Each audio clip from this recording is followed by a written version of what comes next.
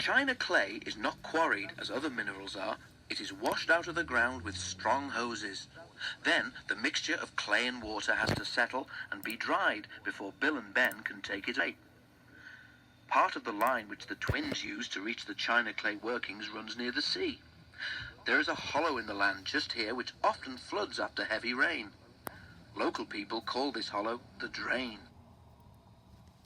The autumn gales which had brought down the farmer's tree for Trevor to cut up were also causing rough seas and high tides. When rain came too, the engine crews looked gloomy. A really high tide now, said Ben's driver, could make real trouble at the drain. But though pools of water lay on either side of the line, they grew no larger. Bill and Ben puffed happily to and fro, replacing loaded hoods with empty ones.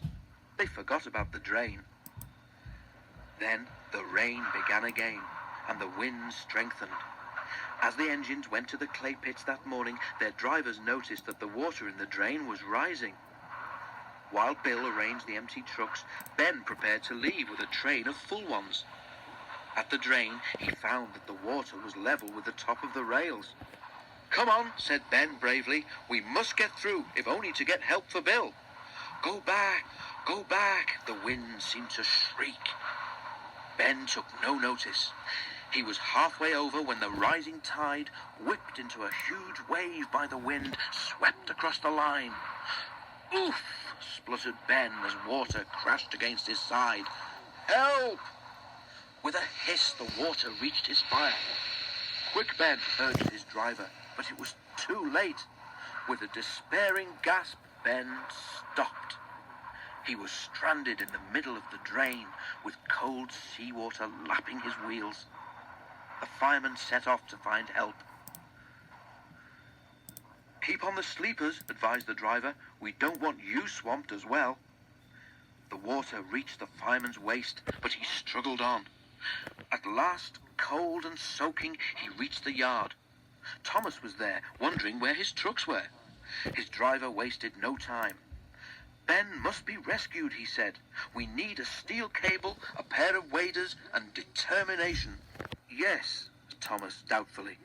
He understood the cable, but he wasn't sure about determination and didn't even know what waders were. Thomas stopped at the water's edge.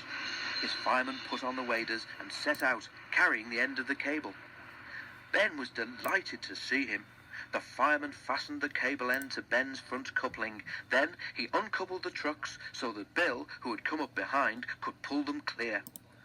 "Right," he said as he joined Ben's driver in the cab. "Let's go." Poor Ben had no steam left to whistle, so the driver and fireman waved to show Thomas they were ready. Carefully, Thomas took the strain as he pulled Ben. Slowly, with water cascading all round him, Ben came out of the drain.